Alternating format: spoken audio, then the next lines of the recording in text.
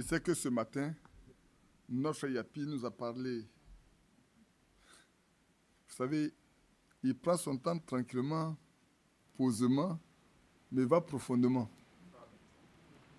Il faut bien l'écouter et tu comprendras que il parle des choses qui ont l'air très simples, mais qui sont très profondes. Et c'est des choses qu'il est en train d'étudier avec les autres, qui nous fait partager. Parce que beaucoup n'ont pas encore atteint la maturité spirituelle qu'il faut pour comprendre beaucoup de choses. Quand il a parlé de la fidélité du chien, ça devait interpeller chacun. Vous voyez, un animal, les gens avant disaient que les chiens n'ont pas d'intelligence, mais ils ont une intelligence animale. Moi, je les élève, je sais comment ils se comportent. Et voilà 3 chiens qui se déplacent avec le maître.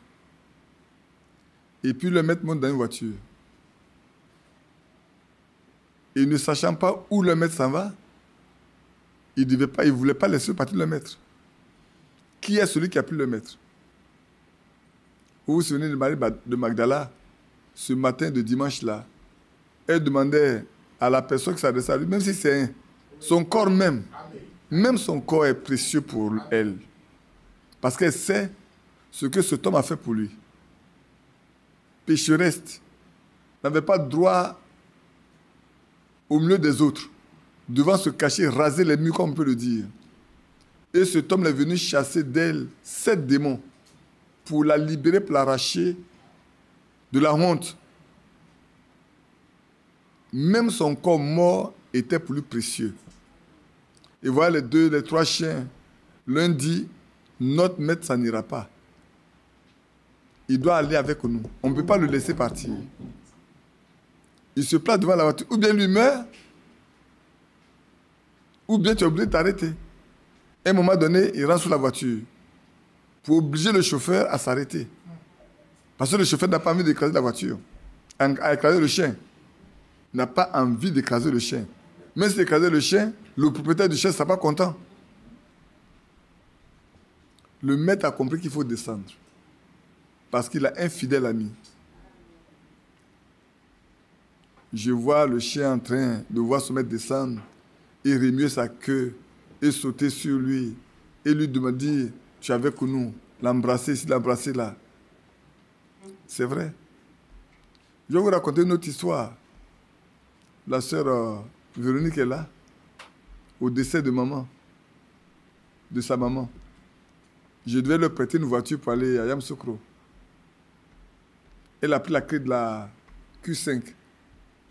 Tous les chiens étaient là. Mais personne ne voulait la laisser prendre la voiture partir. Ce n'est pas sa voiture, c'est la voiture de la maison. On lui a remis la clé. On n'a pas sorti la voiture de la cour. Le portail est ouvert. Elle devait monter dans la voiture pour partir. Qu'elle tourne, un chien va s'arrêter à la portière du chauffeur.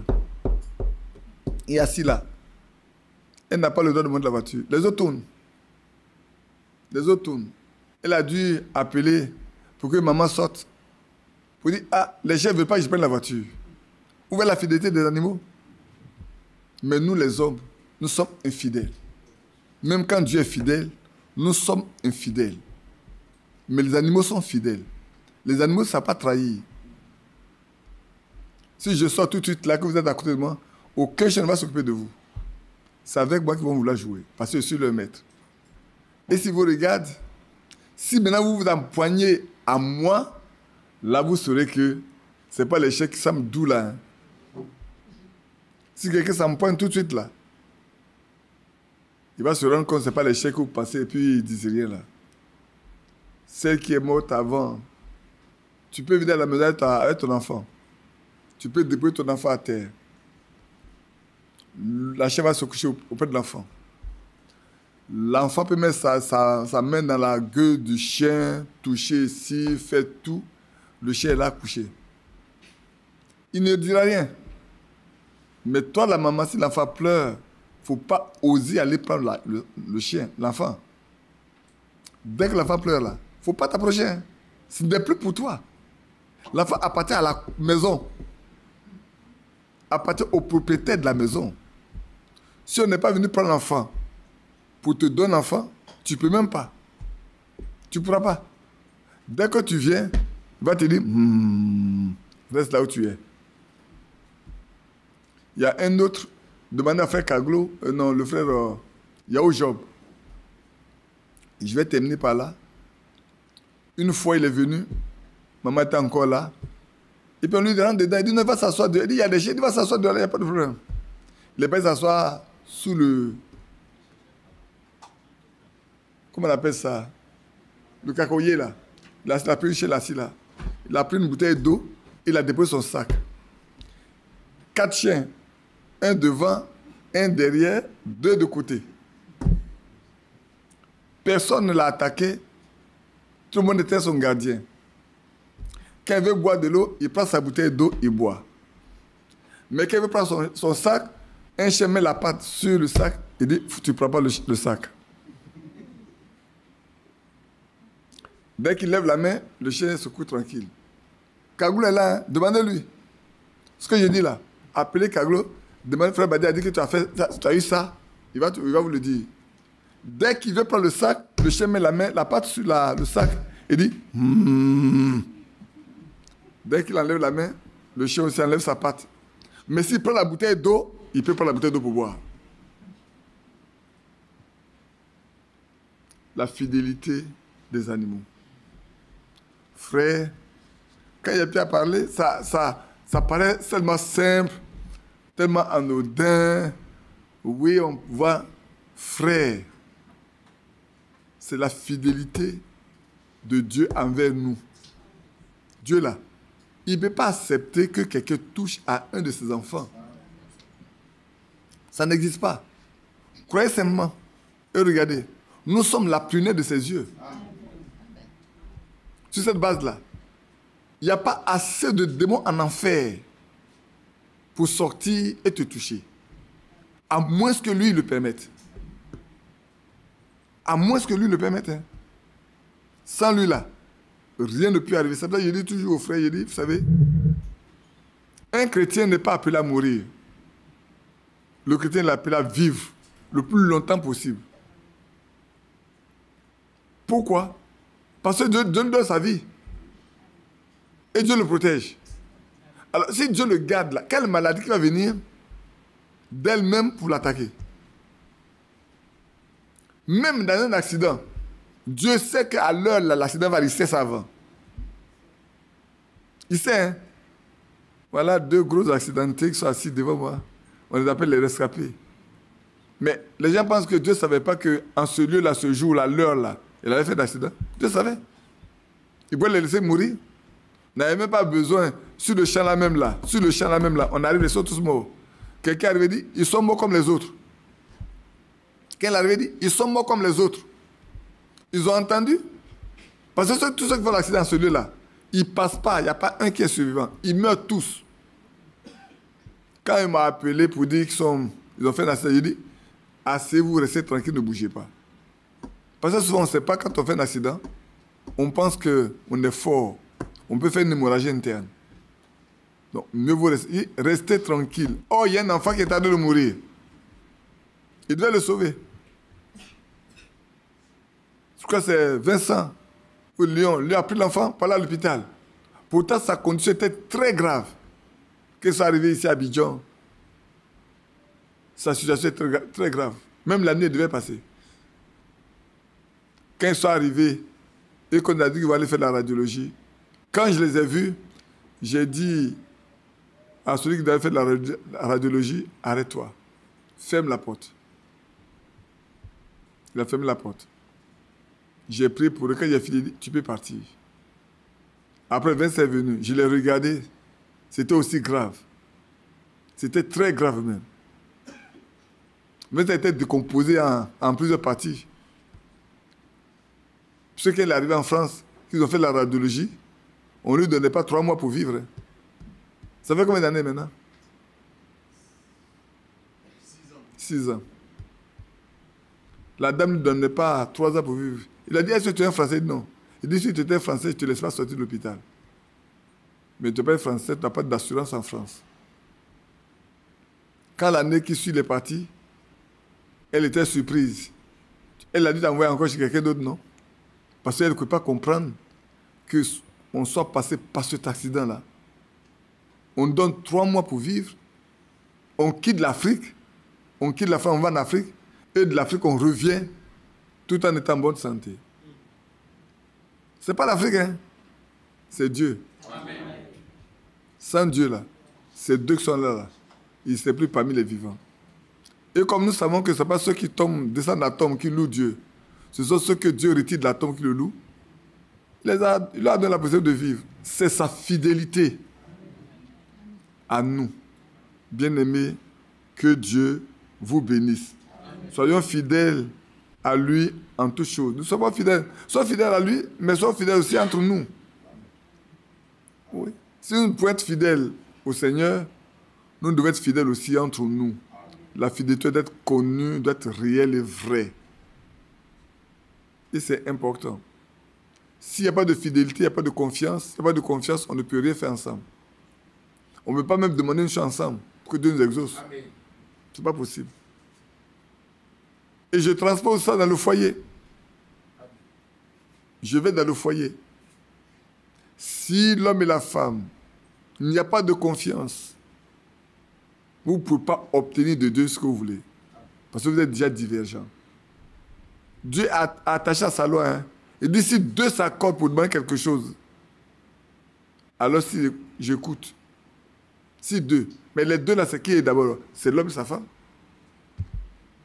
Les premiers deux, c'est monsieur et madame. Si les deux ne peuvent pas s'accorder pour demander quelque chose, quand la femme va tomber malade là, allez-y prier. C'est à l'hôpital d'aller, oui. Et pourtant, Dieu nous a donné la guérison divine. C'est vrai. Hein? C'est vrai que c'est pas, on ne peut pas obliger Dieu à faire. Mais la guérison divine, il nous l'a donnée gratuitement. Les promesses sont certaines. Il dit par mes maîtres sûrs, vous êtes guéris. Si vous demandez une chose au Père à mon nom, je le ferai. Tout ce que vous demandez au Père à mon nom, là, moi je le fais.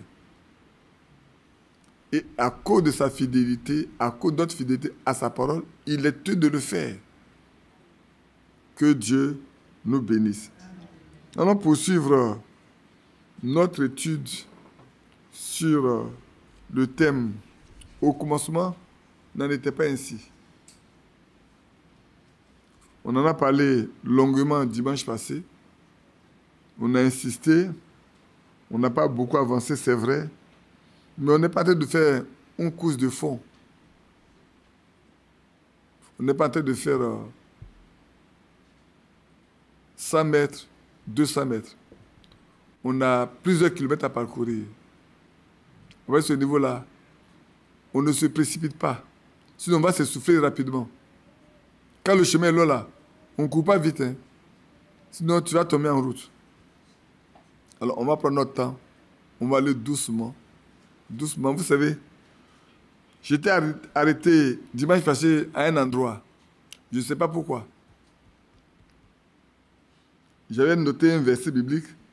Et quand ce matin, je me suis levé, j'ai commencé à examiner. Je me suis posé la question, pourquoi j'ai noté ce verset biblique? Je lis, je ne le comprends plus. C'est-à-dire que si dimanche passé, je vous lisais ça, j'allais me poser une question. Je dis, mais c'est pourquoi est-ce que j'ai noté ce passage? Je ne comprends pas. Ça n'a rien à voir avec ce que je dis, mais pourquoi? Pourquoi je l'ai noté? Et puis après, j'ai bien regardé. J'ai prié, j'ai regardé et j'ai compris. Pourtant, à vrai dire, à regarder, ça n'a rien à voir. Mais il y a beaucoup de choses à voir avec ce dont nous parlons. Que Dieu soit loué. Léon, tu veux prier pour nous? Avant qu'on ne passe à la lecture de ta parole. Bien-aimé Père Céleste, une fois de plus encore, sois loué et exalté. Amen. Toi, tu sais tout. Mm-hmm. Et tu connais tout. Oui. Pourquoi précisément cette semaine, j'ai eu à cœur de regarder à nouveau les photos de cet accident. Toi, tu sais tout. Amen. Et tu es même étonnant et surprenant. Amen. Depuis combien de temps ton serviteur n'a pas parlé de ces choses pour qu'il revienne sur cela ce soir? Que ton esprit qui est présent Amen. conduise simplement tout. Amen. Et que à la fin, l'honneur et la gloire te reviennent. Amen. Amen. Au nom De Jésus. Jésus-Christ. Amen. Amen. Amen. Que Dieu soit avec chacun de nous. On a parlé de... Au commencement, n'en était pas ainsi, en parlant du mariage, en parlant de quoi d'autre? Hein? En parlant de la polygamie, c'est pas vrai? Du divorce, qui n'était pas comme ça au commencement. Dieu a créé l'homme et la femme pour qu'ils vivent ensemble jusqu'à, même quand le péché est venu. Même quand le péché est venu, Dieu n'a pas donné à Adam de donner le divorce à Ève. Même quand Ève a amené la transgression, qui a amené le monde entier dans la détresse, si aujourd'hui il y a des pleurs, c'est parce qu'un jour, Ève a fait ça. S'il y a des cimetières quelque part dans les villages, partout dans le monde, c'est parce qu'un jour, Ève a fait ça. Avant, Dieu n'a pas dit tu es poussière, tu vas retourner dans la poussière. C'est après ça seulement que Dieu a dit tu es poussière et tu retournes dans la poussière. Adam et Ève n'avaient pas besoin de travail pour manger. Mais après ça, Dieu a dit c'est la sueur de ton visage que tu as tiré de la terre, ta pitance. Depuis ce jour-là, les hommes sont obligés de travailler pour manger. Et c'est pourquoi l'apôtre Paul dit que celui qui ne veut pas travailler, qui ne mange pas. Et si quelqu'un de vous vit dans une terre des autres, notez-le. Malheureusement, juste si tu en parles, on va dire que tu n'as pas d'amour. Tu manques d'amour. Et pourtant, la Bible est claire là-dessus. Vous savez, je parlais avec mon petit-fils. Il y avait d'autres personnes qui ont fait les pays occidentaux.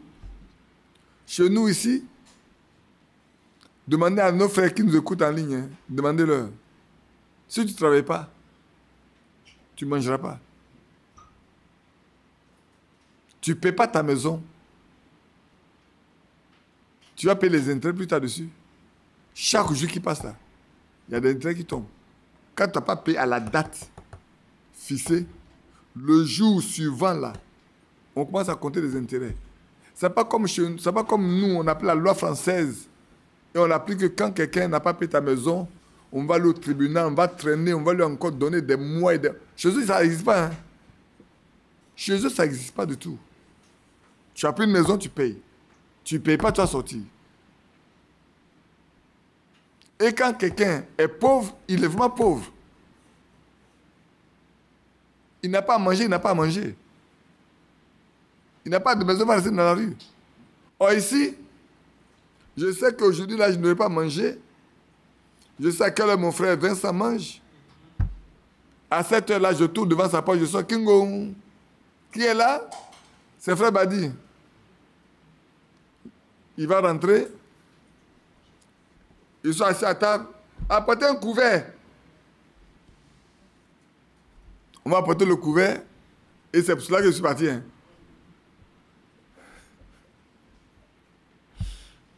On dit, frère, viens manger? Non, frère.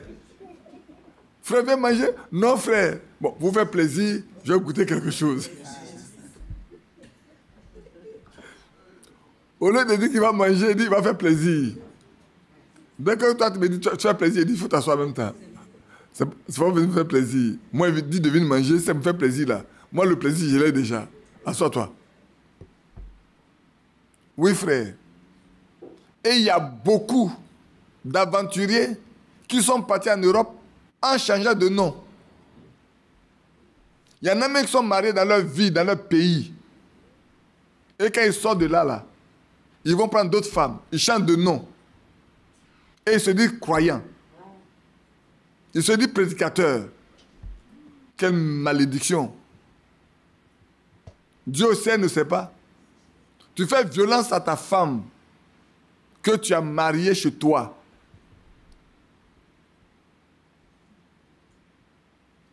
Quand on change de nom, les scènes de naissance aussi changent. Tous les pieds d'identité changent. Du coup, on est une nouvelle personne. Et on ne peut pas une autre femme. Est-ce que c'est la conversion? C'est qu'elle n'a pas eu lieu auparavant. C'est de ça qu'on va parler. On va en parler tout de suite. On n'a pas de la repentance. Dimanche passé, on a parlé beaucoup de la repentance. On n'a pas du fruit. On va poursuivre encore ce soir. Pour que chacun de nous sache que l'heure à laquelle nous sommes là, ce n'est pas le temps de jouer à la religion. Ce n'est pas le temps de former un groupe. Ce n'est pas le temps de chaplec à quelqu'un. Vous savez, je suis venu avec la marque de la bête de Frère Branham. Avant de lire l'écriture, je vais lire tout de suite. Je vais vous lire quelque chose. Si cet homme qui est seul est dans la volonté de Dieu, il a la vérité, ça a toujours été éprouvé. Ça a toujours été prouvé plutôt. Si quelqu'un, il est seul, hein, mais c'est dans la volonté de Dieu là, soyez tranquille. Dieu va prouver qu'il est avec lui. Donc, qui peut avoir raison?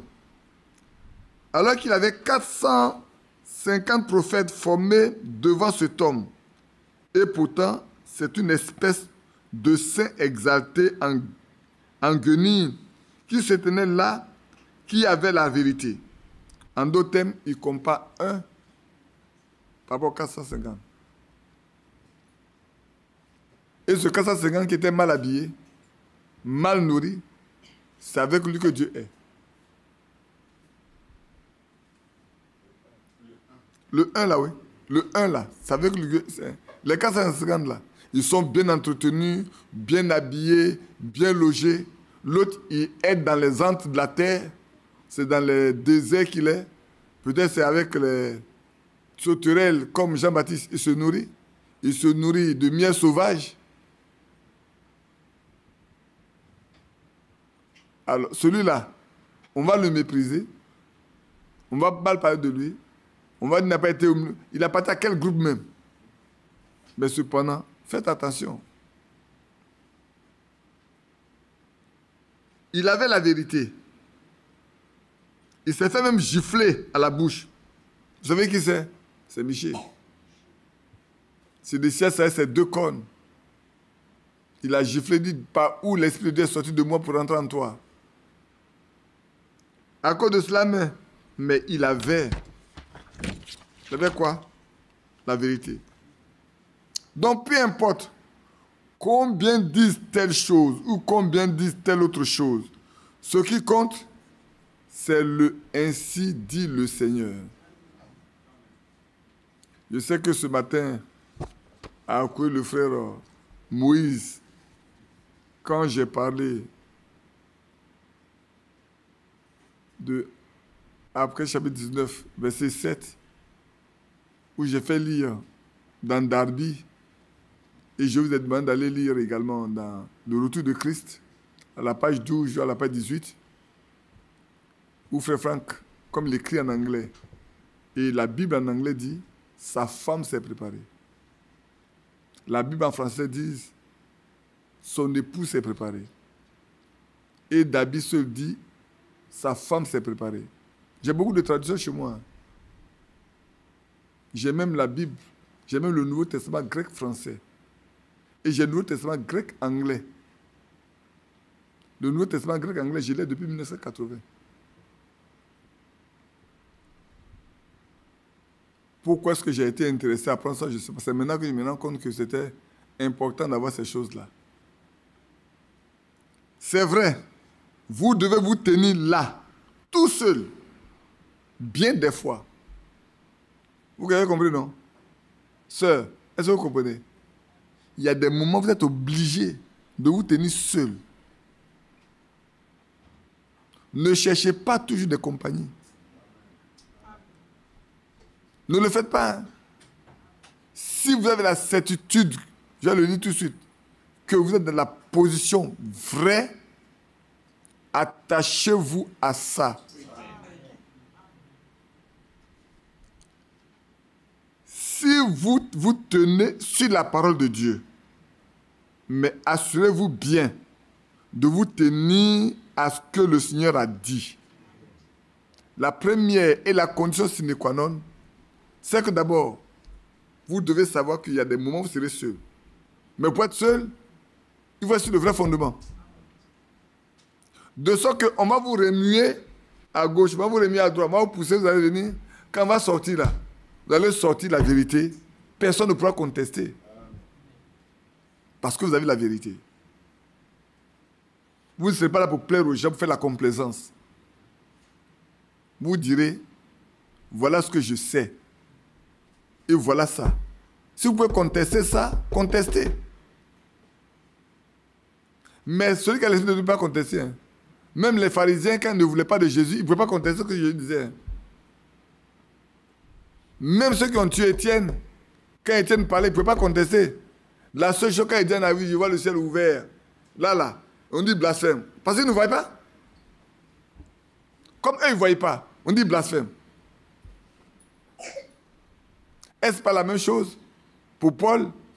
Quand sur la route de Damas, heureusement qu'il était avec des gens. S'il était ceux qui l'a dit, la vie, ça en a dit, mais il ment. Les autres l'ont séduit. Mais il y avait des gens qui étaient avec lui, qui ont entendu, mais qui n'ont pas vu. Et quand vous regardez le témoin de Paul, par moi, il dit, ils ont entendu, ils n'ont pas vu. Par moi, il dit, ils ont vu, ils n'ont pas entendu. Dans ce témoin, par moi, il dit, ils ont entendu, ils n'ont pas vu. Le premier passage là, on dit, ils ont entendu, mais n'ont pas vu. Et quand il s'est levé, il ne voyait plus clair. C'est eux qui l'ont attrapé par la main pour le conduire à Damas. J'étais seul. Parce que frère, il y a des choses que Dieu fait. Ce n'est pas pour tout le monde. Ça, notez dans votre vie. Dans votre vie, là, notez ça. Vous pouvez être nombreux, assis là. Dieu va faire une chose. Les autres ne verront même pas. C'est vous ceux qui allez voir. Ils ne vont même pas entendre. C'est toi ceux qui vont entendre. Et quand tu vas parler, on va dire, depuis quand c'est arrivé? Tu dis, mais j'étais là. Vous n'avez pas entendu? Est-ce que vous n'avez pas entendu? Non. Le tonnerre peut gronder. Pour les uns, les autres, c'est le tonnerre qui a grondé. Mais pour toi, ce n'est pas le tonnerre qui a grondé. Dieu s'est exprimé à travers les tonnerres qui ont grondé. Et tu entends bien sa voix. Et c'est très clair. Tu peux être assis là. Dieu peut te parler. Et puis tu as décidé de faire la chose. On dit, mes frères, tu dis, Dieu a parlé. Pour montrer que Dieu a parlé, tu restes tranquille, tu fais ce que Dieu a dit. Si c'est lui, il le soutiendra. Si ce n'est pas lui, il ne le soutiendra pas. Donc ici, il vous arrivera d'être seul. Vraiment d'être seul. Hein. Mais faites comme l'aveugle.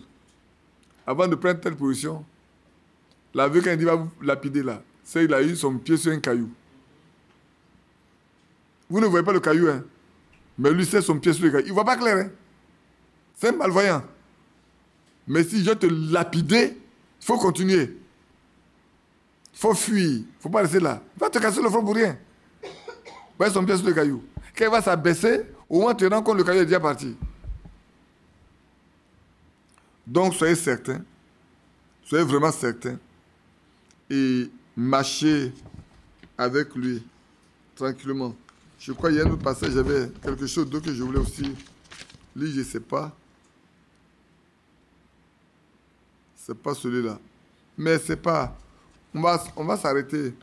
Ça, c'est la marque de la bête. Je l'ai écouté à plusieurs reprises. Et puis cette fois-ci, j'ai décidé de lire le contenu pour voir. Parce qu'il y a un écoutant la fois dernière, il y a beaucoup de choses qui passaient inaperçues, mais qui devenaient très très claires pour moi. Alors j'ai voulu qu'on lise ces choses, c'est vrai. Tout à l'heure, on a chanté ce cantique-là. On a chanté ce cantique de 337. Christ nous précédent. C'est vrai. Moi, quand je chante ce cantique, je pense à beaucoup de frères, à beaucoup de personnes. Est-ce que j'ai pu appeler des frères? À beaucoup de personnes que j'ai beaucoup aimées, mais j'étais obligé de me séparer d'eux.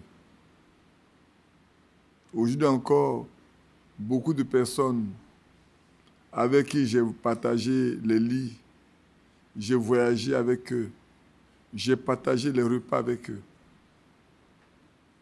C'est vrai. J'ai fait beaucoup de choses avec eux.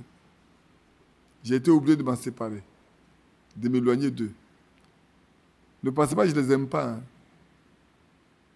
Si je devais mourir pour eux, je l'aurais fait. Je les aime. Mais pour la vérité, je prends position. Vous savez, j'ai dit une chose, ma soeur Monique est là. Elles étaient fort surprises avec la soeur Nicole. Le jour où Mathias est venu, chez la soeur Nicole, c'est ça, non? Elle pensait que j'allais arriver le matin. Et puis, les circonstances ont fait que j'étais arrivé l'après-midi avant Mathias, chez elle à la maison. Elle savait que Mathias allait arriver. Elle se demandait comment ça allait se passer. Quelle attitude elle allait adopter. Et Mathias est arrivé. Et il les a seuls qui arrivaient à mon niveau. Moi, je me suis levé. Mon fils. S'il était mon fils hier, il est mon fils aujourd'hui. Hein. Je ne sais pas être faux. Et puis, on nous a donné la soupe. Quand on a fini de boire, j'ai dit, Mathias, c'est pas comme ça que tu faisais avant. Hein. Quand je sortais avec toi, là, tout ce que j'achetais qui était nouveau, tu ne mangeais pas. Tu gardais et tu envoyais voir la précieuse, tu mangeais avec elle. Pourquoi aujourd'hui tu as mangé la soupe là, sans elle? Pourquoi? Il dit, hé papa, j'ai dit, mais habituellement tu ne fais pas comme ça. Et je crois que c'est le riz qui est venu après, non? Le second pas, c'est le riz. J'ai dit, tu ne le mangeras pas ici. Sœur, fais-lui un emporter. Il n'a qu'à aller manger avec la précieuse. Pour dire que là où il est parti là, il a mangé un plat qu'elle n'a pas mangé, mais le deuxième plat là, son papa lui a dit, il ne faut pas qu'il mange sa soeur ici, il doit aller manger avec elle. Ça vous surprend, non? Ça va vous surprendre. Vous devez vous attendre à quelqu'un qui va être rechignant, méprisant. Non. Un chrétien ne fait pas ça. Hein. Un chrétien aime. Un chrétien est compatissant. Il est miséricordieux. Il est bon. Et puis avant de partir, c'est moi qui ai pris pour lui, non? J'ai pris pour eux et puis ils sont partis. Les soeurs étaient tellement surprises. Elles se demandaient, mais qu'est-ce qui s'est passé? Le lendemain, 2 jours après, il m'a appelé, dit, frère, franchement, que Dieu te bénisse. Qu'est-ce qu'il a dit? On ne savait pas comment les choses se passaient. Il dit, hé, moi, je n'ai pas de presse. Je personnel à quelqu'un. Hein. Dans ma vie, je n'ai jamais de preuve personnelle avec mes frères. Mais j'ai quitté des frères à cause des problèmes spirituels. Je ne quitte jamais quelqu'un pour un problème personnel. Même si je sais que j'ai raison là, je vais aller chez lui pour lui demander pardon. Parce que moi, je vais aller au ciel. Même si j'ai raison là, je préfère taire ma raison, faire la paix avec lui. Mais si on en arrive au plan spirituel, là, je deviens comme un lion. Je deviens intransigeant. Tu ne me connaîtras plus jamais. Ce plan spirituel là, tu ne me connaîtras plus jamais. C'est comme si on n'a jamais, on ne s'est jamais connu. Et j'ai dit à quelqu'un, frère, si là, on n'est pas d'accord, sache qu'on ne s'est jamais vu. Hein. C'est sûr qu'on s'est vu. On ne se connaissait pas avant. Rien ne nous présageait qu'on se voie. Si dans ça, là, on ne peut pas s'entendre, passe ton chemin, je passe mon chemin. Chez moi, j'abandonne tous mes amis à cause de ça. J'abandonne tous mes parents à cause de ça. J'abandonne toutes mes traditions à cause de ça. C'est pas si je suis venu faire des compromis. Ça n'existe pas. Mais c'est un problème personnel. Que j'ai raison ou pas, je vais venir te demander pardon. Je ne vais pas pour m'expliquer. Frère, ce qui s'est passé là, pardonne-moi, j'ai tort. C'est tout. Est-ce que ça me diminue? Ça ne me diminue pas. Ça change quelque chose? Non. Pour parler humain, ça ne change pas ma classe sociale. Ça ne change pas mon salaire. Ça ne change pas mon lieu d'habitation. Ça ne change rien. Bien au contraire. Qui s'humilie est élevé. Amen. Quand tu te humilies là, Dieu t'élève. Hein? Donc apprenons à nous abaisser. Apprenons à nous effacer. Apprenons ça, un frère. Apprenons. Si maintenant les gens ne veulent pas de vous, la Bible dit, aussi longtemps que cela dépend de vous, soyez en paix avec tous les hommes. Amen. Tous les hommes, hein. On n'a pas de catégorie de personnes. Tout le monde. Si vous êtes un fils de Dieu, vous êtes une fille de Dieu, c'est comme ça que vous devez vous conduire. Quel que soit ce que vous pouvez supporter, on peut vous blesser, vous insulter, vous mépriser. Restez tranquille. Moi, j'avais beaucoup de raisons pour pouvoir réagir dans l'église. Est-ce que vous m'avez vu réagir une fois dans l'église? On peut m'insulter dans l'église, tu es assis là, tu as m'insulté, j'ai souri. Et puis, il va me lever, il est parti. C'est tout. C'est ton droit de m'insulter.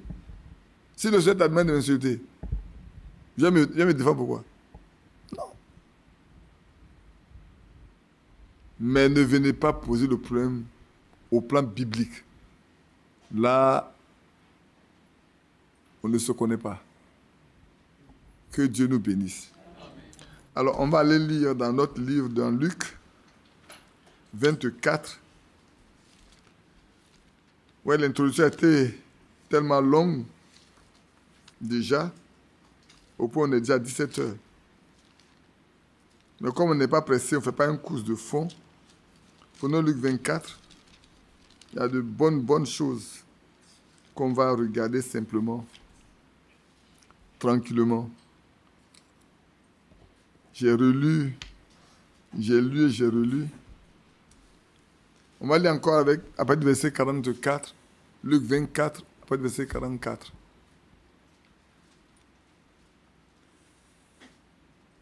Et il y a un point qui va nous intéresser. On va partir de ce point-là pour aborder notre thème, là, pour continuer. Puis il leur dit, c'est là ce que je vous disais lorsque j'étais encore avec vous, qu'il fallait que s'accomplisse tout ce qui est écrit de moi dans la loi de Moïse, dans les prophètes et dans les psaumes. Alors, il leur ouvre l'esprit afin qu'ils comprennent les Écritures. Il leur dit, ainsi il est écrit que le Christ souffrirait et qu'il ressusciterait des morts le 3e jour, et que la repentance et le pardon des péchés seraient prêchés en son nom à toutes les nations, à commencer par Jérusalem. Vous êtes témoins de ces choses. Je voulais qu'on parte du verset 47. La repentance et le pardon.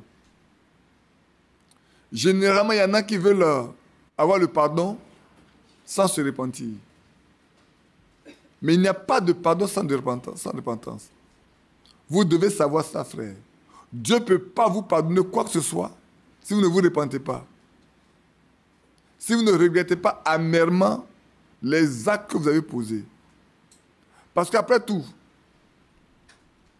tu as péché contre ta femme, et puis tu allais de manière légère pour confesser ça. Tu as montré un caractère sérieux à ta femme, alors qu'au fond de ton cœur, là, c'est pas ce que Dieu attend. Peut-être tu as dit que ta femme t'a pardonné, mais Dieu sait que tu es un menteur. Dieu sait que tu es un voyou. Ton pardon, ta demande de pardon n'a pas de sens. Tu n'as pas repenti. Donc Dieu ne te rend pas compte. Il ne tiendra pas compte de la repentance, du pardon qu'on te donne. Parce que quand tu as péché contre ta femme, sur quelle base? C'est sur la base de la loi. C'est sur la base de la parole de Dieu, non? C'est pas vrai? C'est la parole de Dieu qui te fait voir que tu as péché. Dans le monde là-bas, les gens vivent n'importe comment. Il y a même des clubs de nudistes. Est-ce qu'ils connaissent le péché? Connaissant le péché? On m'avait raconté une fois une histoire.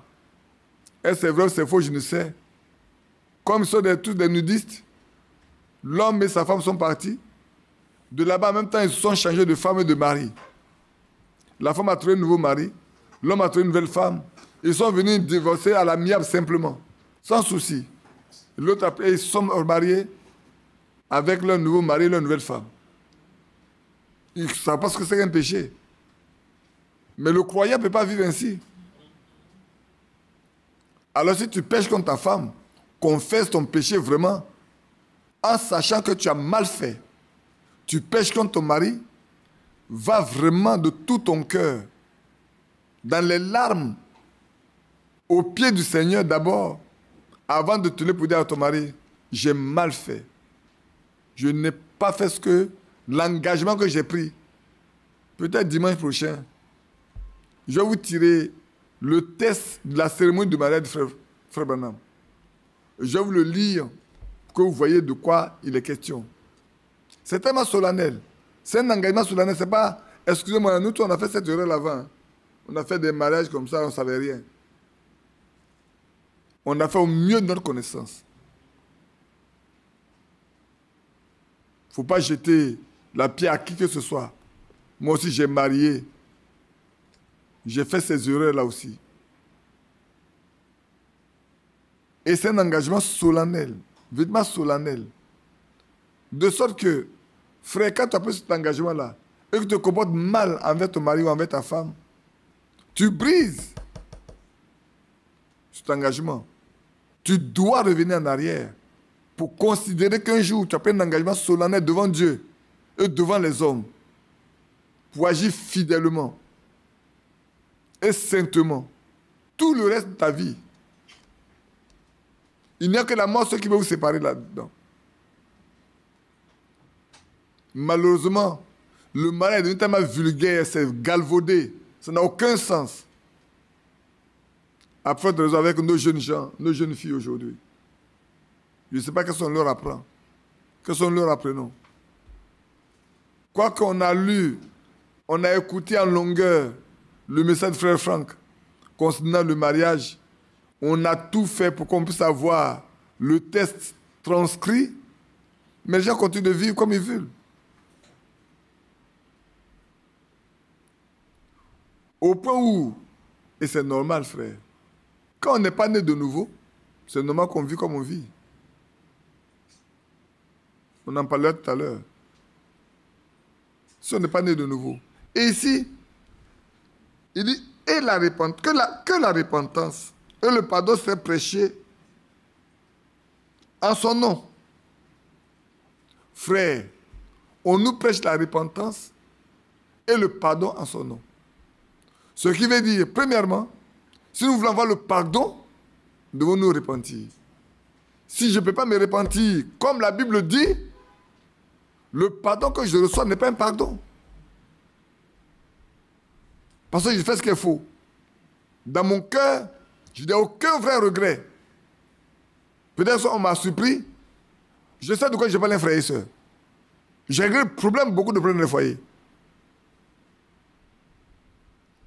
Je sais. Quand quelqu'un est sincère, tu le sais. La fois on a chanté, non? Le cantique que David a chanté quand il a appris Bathsheba qu'il a tué Uri. C'est pas ça? Annonce-moi l'allégresse et la joie. Et les eaux, il dit, les eaux que tu as brisées, ces eaux, dans sa chair, qu'il a péché, qu'il s'est rendu compte, quand Nathan est parti vers lui, là, il s'est senti tellement humilié, blessé, brisé, qu'il ne peut pas se présenter devant Dieu. Il dit, Dieu est saint. Vous voulez qu'on lise ça dans le psaume 51?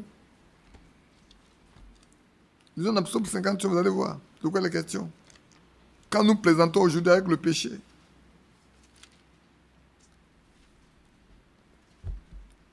je lis à partir du verset 1 quand même. Hein. Au chef des chants, psaume de David, lorsque Nathan le prophète vint à lui après que David fut allé vers Bathsheba, Ô Dieu, aie pitié de moi dans ta bonté. Selon ta grande miséricorde, efface mes transgressions. Lave-moi complètement de mon iniquité et purifie-moi de mon péché, car je reconnais mes transgressions. Et mon péché est constamment devant moi. J'ai péché contre toi seul. Quand il a pris Bathsheba, il a péché contre Uri. Avant de tuer Uri, il avait déjà péché contre Uri. Mais il dit, Seigneur, si j'ai péché, j'ai désobéi à ta loi. Si j'ai désobéi à ta loi, c'est contre toi que j'ai péché. Parce que si j'avais obéi à ta loi, je ne l'aurais jamais fait. Je n'aurais jamais agi de cette façon-là. Et j'ai fait ce qui est mal à tes yeux, en sorte que tu seras juste dans ta sentence. C'est-à-dire, si tu me juges aujourd'hui, là, tu as raison. Si tu dois me faire passer par la mort, Seigneur, tu as raison. Personne ne peut me défendre devant toi. Sans reproche dans ton jugement. Tu seras sans reproche. Voici, je suis né dans l'iniquité et ma mère m'a conçu dans le péché. Mais tu veux que la vérité soit au fond du cœur. Fais donc pénétrer la sagesse au-dedans de moi. Purifie-moi avec l'hysope et je serai pur. Lave-moi et je serai plus blanc que la neige. Alors annonce-moi l'allégresse et la joie. Amen. Et les eaux que tu as brisées se réjouiront. Détourne ton regard de mes péchés. Efface mes iniquités. Oh Dieu, crée en moi un cœur pur. Renouvelle en moi un esprit bien disposé. Ne me rejette pas loin de ta face. Ne me retire pas ton Esprit Saint. Rends-moi la joie de mon salut. Il n'a pas perdu son salut, hein, mais il a perdu la joie de son salut. Il a péché, il est en train de pleurer. Il dit, Seigneur, ne me retire pas la joie du salut. Parce que celui qui pêche contre Dieu, la joie de son salut disparaît. Jusqu'à ce qu'il mette de l'ordre et puis il revient à trouver la joie de son salut. Et si quelqu'un, il pêche et qu'il continue, moi j'ai connu des gens, je ne veux pas lancer la pierre que ce soit, ce dont on dit, ce n'est pas adressé à quelqu'un. Mes frères, le gars, vous parlez avec lui aujourd'hui, demain il est dedans. Après demain vous parlez ici, après demain il est ici. Demain vous parlez là, après demain il est ici. C'est sa nature. Vous ne pouvez pas le changer. Et c'est pour ça que la nouvelle naissance dont on parle là est très importante. Parce que la nouvelle naissance amène la vie de Dieu en toi. On lira encore tout à l'heure des passages. Beaucoup ne sont pas nés de nouveau. C'est pour cela qu'ils clopinent des 2 pieds chaque jour. Il ne peut pas obéir à la parole de Dieu. Et le Seigneur a dit, tu ne peux pas voir le royaume, tu ne peux pas comprendre le royaume. Si tu ne comprends pas, tu ne peux pas vivre. Et c'est tellement important. Et je poursuis. Rends-moi la joie de mon salut. Et qu'un esprit de bonté me soutienne.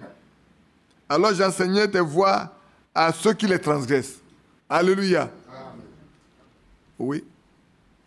Pour avoir expérimenté ce qu'il a expérimenté, il dit, si quelqu'un transgresse tes lois, que je le sais, moi, je vais l'instruire.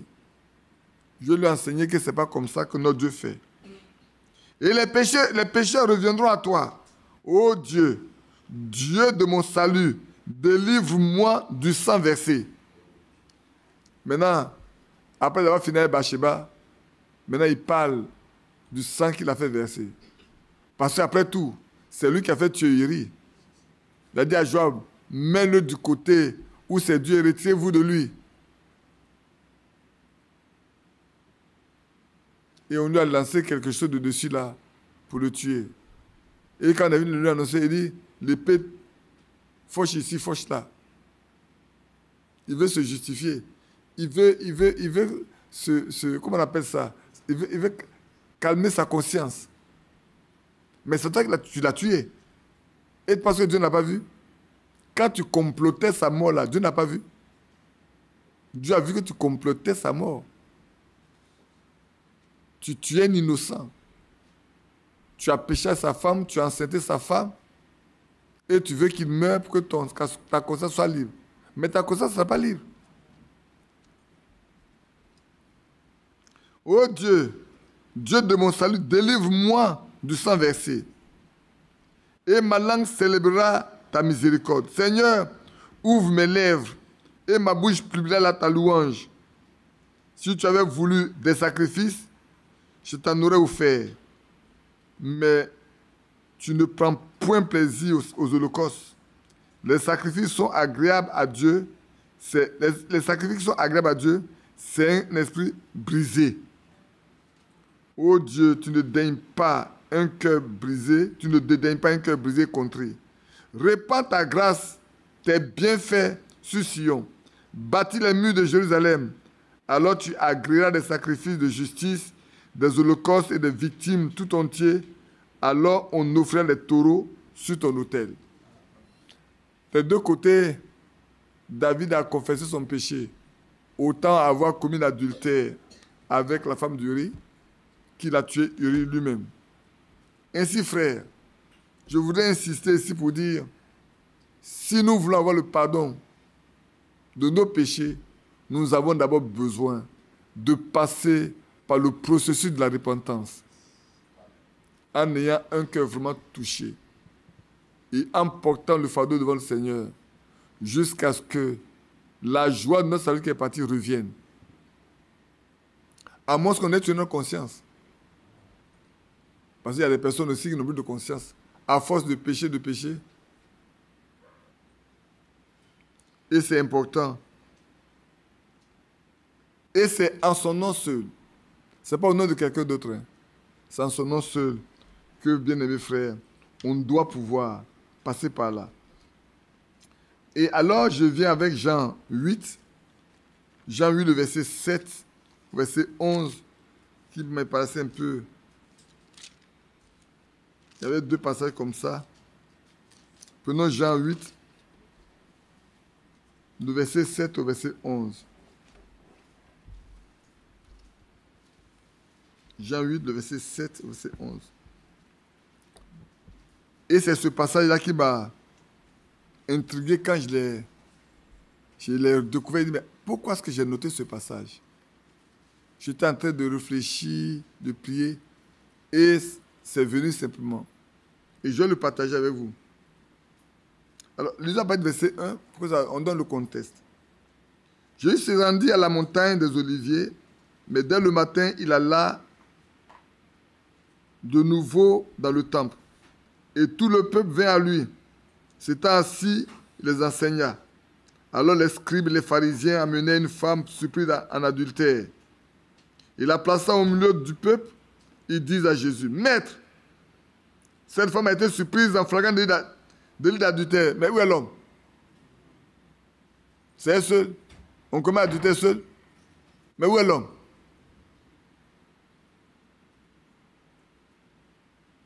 Moïse, dans la loi, nous a ordonné de lapider de telles femmes. Toi donc, que dis-tu? Mais si Moïse vous a demandé de lapider, pourquoi il n'a pas lapidé pour m'envoyer à moi?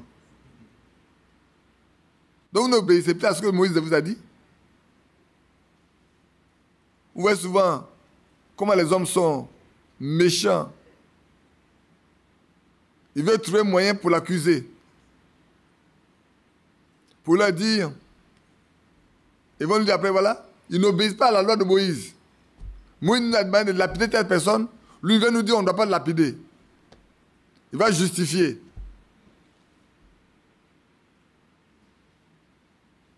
Il disait cela pour l'éprouver, afin de pouvoir l'accuser. Mais Jésus s'étant baissé, écrivait avec le doigt sur la terre. Mais souvent, il y a des comportements qui désarment ceux qui arrivent. Hein. C'est peut-être devez être chrétien. Quand il y a une situation, priez simplement pour que Dieu vous dise quelle attitude adopter. Ne vous précipitez pas. Hein. Ne nous précipitons pas du tout. Devant n'importe quelle situation, même si ça doit briser nos cœurs là. Bien-aimés frères, ne vous précipitez pas. Cherchez d'abord quelle est l'orientation que Dieu veut vous donner. Lui qui est Dieu, il n'a pas répondu automatiquement. Vous-même n'avez pas la réponse. Il avait la réponse. Mais il a donné du temps aux gens pour réfléchir. Il s'est mis à écrire sur la terre. Souvent, il y a des réponses. Le silence est une grande réponse à certaines situations. Les gens ne parlent pas, vous ne dites rien. Personne ne sait ce que tu penses. À quoi tu penses. Et ça fait plus peur. Hein? Quand tu as ouvert ta bouche, ce que tu veux dire là, tout le monde le sait. Mais quand tu ne dis rien, alors les gens disent, mais attends, on lui fait tout, mais il ne parle pas. Qu'est-ce qui arrive? Le jugement, c'est grave. Hein? Non, ce n'est pas grave. Le chrétien ne fait rien de grave. La chrétienne ne fait rien de grave. Même à la maison, frère, sœur. Vendredi, on a prié. Je disais qu'on va remercier le Seigneur pour des foyers qui ont commencé à entrer dans l'ordre. Et c'est vrai. Les choses ont tourné à plus de 360 degrés. Ça a tourné à plus de 360 degrés. C'est lui qui pousse sa femme à venir à la réunion de prière. Comme elle n'a pas pu venir hier, par exemple, il dit, mais pourquoi tu n'es pas parti? Je t'ai dit, il faut partir. Maintenant, il prend son téléphone et puis il se cache pour écouter là. Il dit, dois-moi y écouter. Mais, ou bien, mets ça au milieu de nous, on va écouter.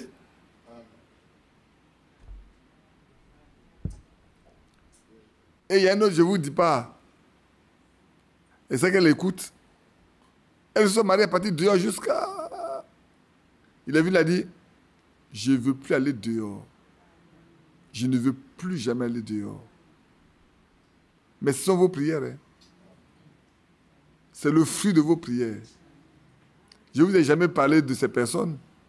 Je vous ai dit prier pour les foyers qui sont malades. Ce n'est pas vrai. Moi, je savais. Dans ma maison, quand il me met à genoux, je prie, je dis les noms. Mais quand je suis ici avec vous, je ne donne pas le nom. Donc, on connaît, on prie seulement dans le secret. On prie dans le secret. Et celui qui va dans le secret, nous répondons dans le secret. Alors, ici, il y a une leçon très intéressante à retenir. Hein. J'ai dit 8, verset 7, non? Alors, on a commencé à lire. Il disait cela pour l'éprouver, afin de pouvoir l'accuser. Mais Jésus s'étant baissé, écrivait avec le doigt sur la terre.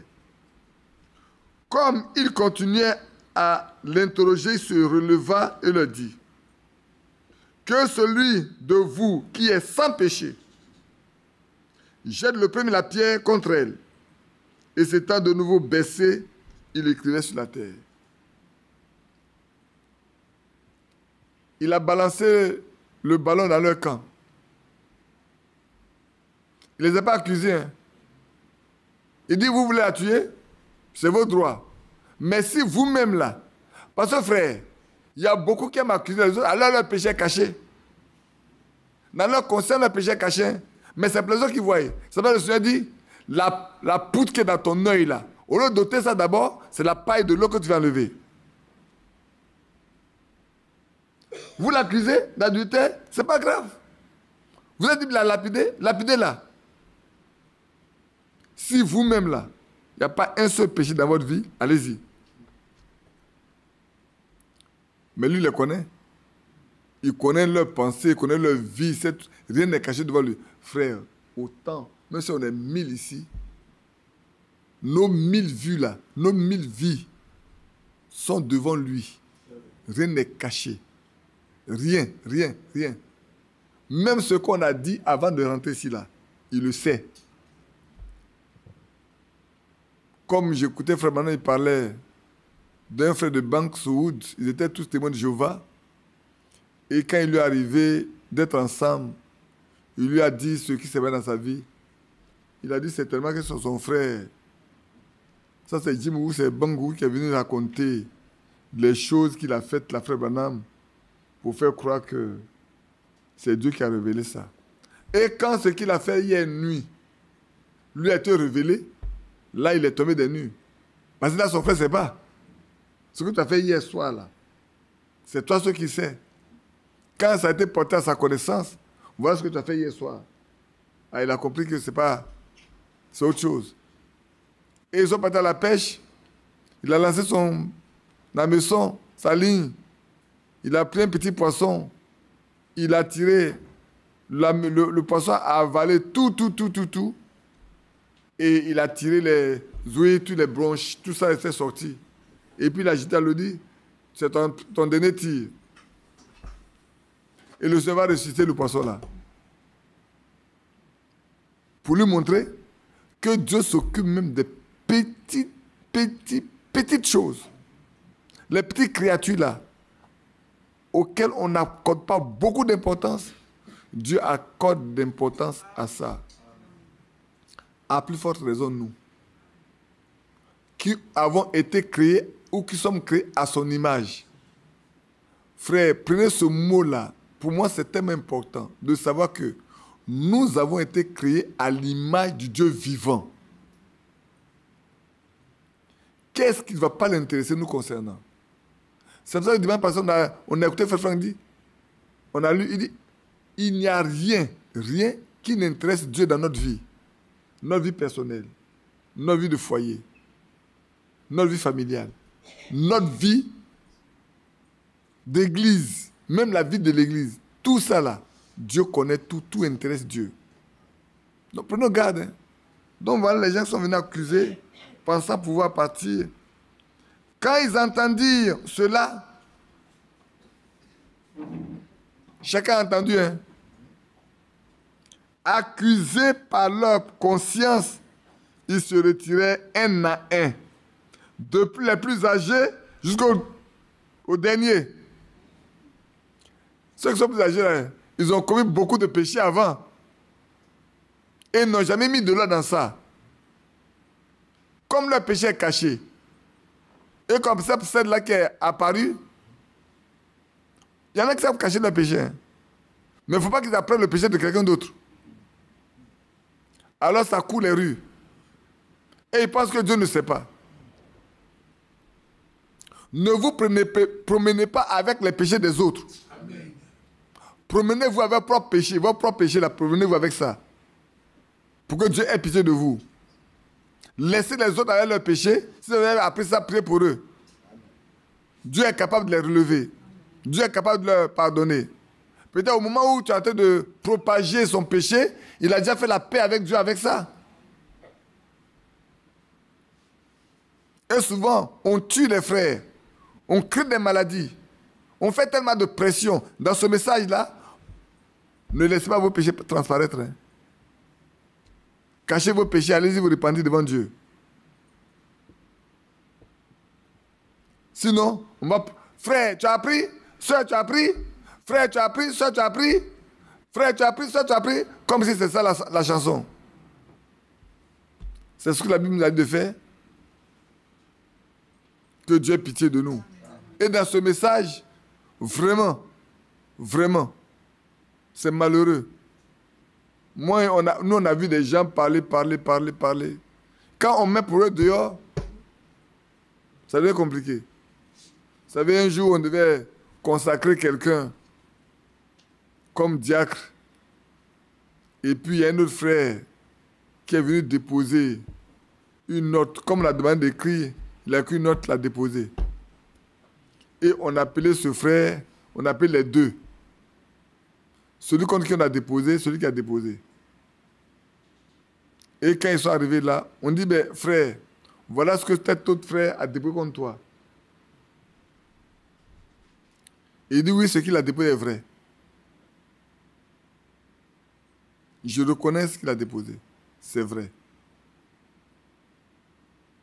Ça, je l'ai fait. Mais il ne savait pas que c'était un péché. Ce qu'il a dit là, c'est vrai. Mais moi, il ne savait pas que c'était un péché. Il ne savait pas que c'était mal fait. Vous comprenez, non? Il y en a qui peuvent faire des choses sans savoir qu'ils pêchent contre Dieu. Il y a un qui a dit, je ne dis pas le nom, hein, que Dieu me pardonne pour que je ne dise pas le nom. Tu es dans la boue et tu ne sais pas que tu es en train de pécher? Tu es en train de voter dans la boue là et tu ne sais pas que c'est un péché? Et celui qui a créé comme ça là, lui-même là, il est jusqu'à dedans comme ça. Il est noyé. Mais comme on a déposé pour l'autre sur la table, il fait croire qu'il est plus saint que l'autre. Mais parce que pour lui est caché. frère, si vous vous amusez à mettre les péchés des autres dehors, Dieu révélera pour vous au moment venu et vous ne serez pas capable de vous en défaire. Moi, j'ai vu. C'est pour ça que quand vous apprenez quelqu'un à pécher, là, rentrez dans votre chambre, cachez-vous, priez pour la personne. Soyez compatissants, priez. Femmes, priez. Si vous avez peur, ça ne va pas, celui qui peut vous aider à régler ce problème dans votre foyer pour que votre foyer soit en paix, allez-y régler ça en cachette. Réglez ça en cachette. Je ne vous dis pas de le cacher. Hein. Aimez-le. Dans votre amour là, trouvez les moyens de l'aider à sortir de là. Homme, si c'est le cas, trouvez les moyens de sortir votre femme de là. Si c'est votre enfant, trouvez les moyens de le sortir de là. N'aimez pas ce qu'il fait, mais aimez-le. N'aimez pas la vie qu'il mène, mais aimez-le. Que votre amour soit connu de sorte qu'il ait honte lui-même. Comme je vous ai dit la fois dernière, je l'ai dit, il en a parlé à un autre frère dont je peux encore parler.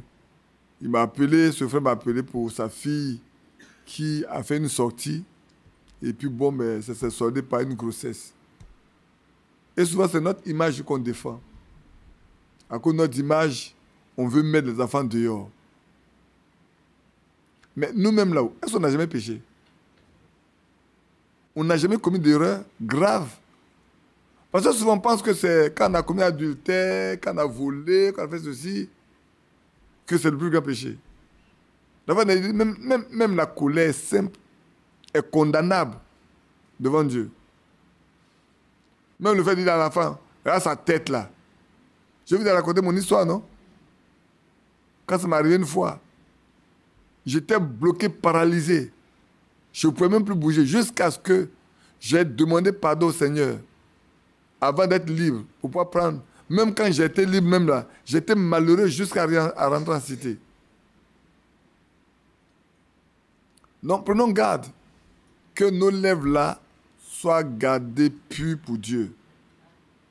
Parce qu'avec la même lèvre là, la même langue, on adore Dieu, on prie, on loue, on chante, mais avec la même langue, on insulte, on maudit, on raconte des choses qui ne sont pas vraies sur des frères, sur des sœurs.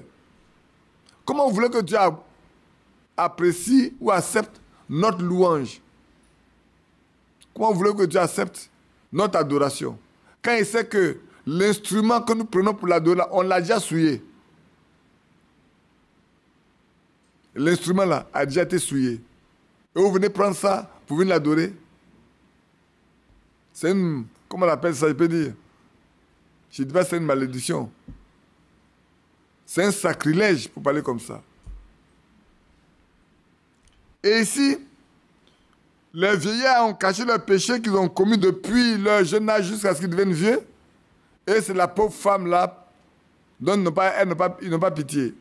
Ils manquent de compassion. Mais s'il y a un adultère, c'est les deux personnes, pour les deux personnes. Et vous connaissez la loi, mais exécutez la loi. Mais c'est pour éprouver Jésus, pour trouver moi pour l'accuser.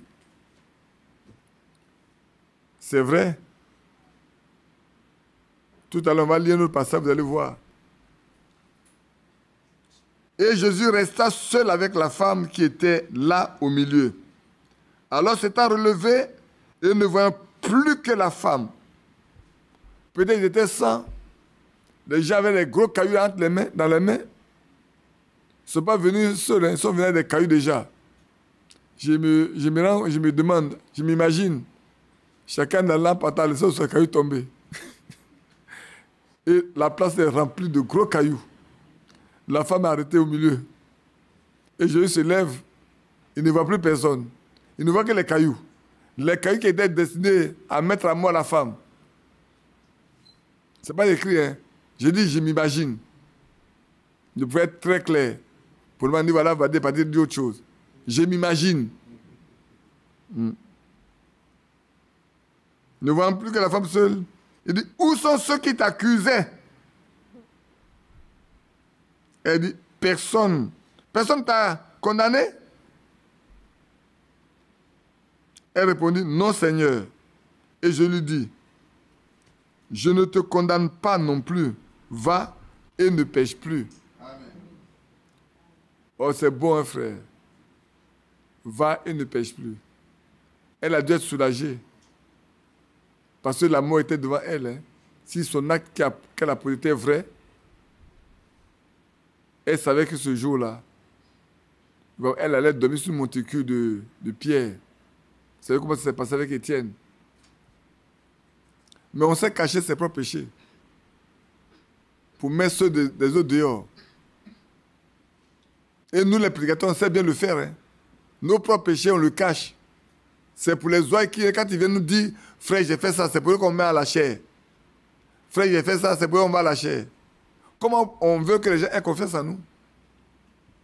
Quelqu'un en détresse, il vient nous voir, et puis on va le vilipender, va la vilipender, cette personne-là. Quand elle est là, elle est meurtrie dans son cœur, il dit, hé, mon affaire, j'ai pas en cachette là. C'est ça qui coule la rue comme ça? Son soupir a Dieu entendu. Hein. Alors, permettez-moi de lire un autre passage. Je ne sais pas lequel. Attendez, je vais vous lire ça tout de suite. Frère, voilà le fruit que ces hommes l'ont porté. C'est un fruit. Ils ont porté un fruit. Un fruit de dissimulation. Ils ont dissimulé leur propre péché. Mais il y a un qui a la parole. Et la parole là dévoile tout. C'est l'épée à deux tranchants. Plus tranchant qu'une épée à deux tranchants. Partagée à mes jointures. C'est pas vrai? Discerner les pensées des cœurs. Il a vu discerner les pensées, la peine de leur cœur. Et chacun est parti. Fia. Je les vois en train de s'allier partir. Le plus vieux a sa barbe qui arrive sur sa poitrine là. Il dit, restez là, moi je m'en vais où? Il a déposé son caillou. L'autre lui a dit, les jeunes gens, bon, moi je m'en vais où? Et puis tous les vieux sont partis. Les jeunes te disent, si les vieux sont partis, qu'est-ce que nous avons fait ici? Si les vieux sont partis là, les vieux sont partis, nous avons fait quoi ici? Il a dit, si celui n'a pas péché, est-ce que moi je n'ai jamais péché? Que Dieu nous aide. Alors, je ne sais pas, on va regarder, on va lire. Je suis là, hein. On va lire Galates 5.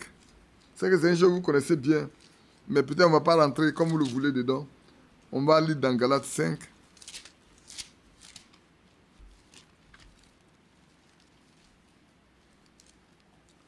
Je lis à partir du verset 12 simplement.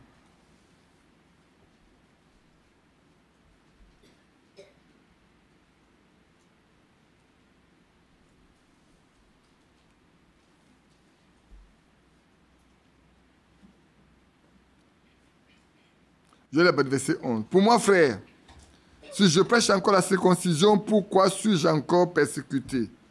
Le scandale de la croix est donc aboli.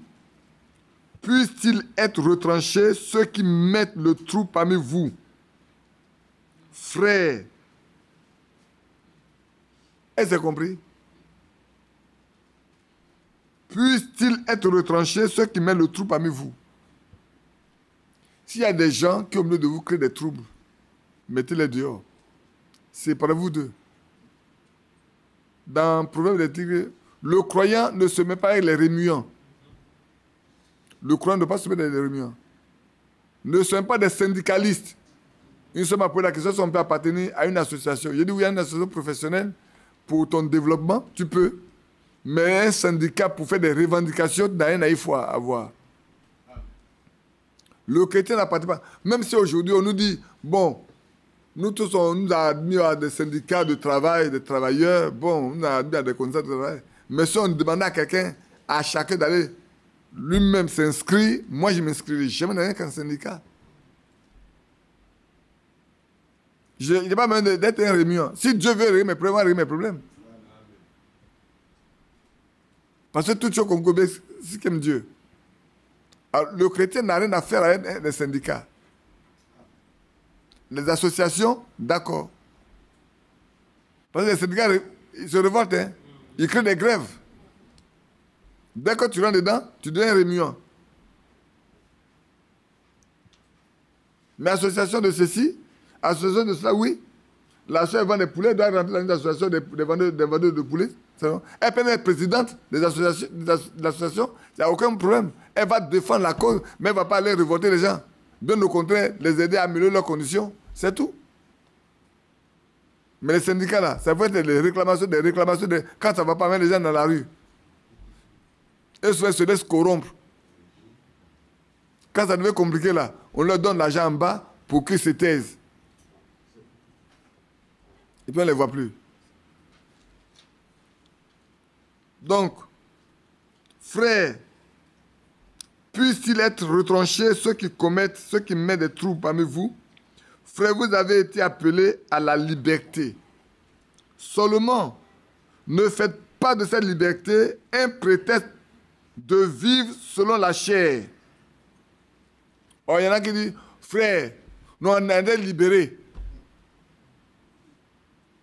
On peut vivre comme on veut aujourd'hui.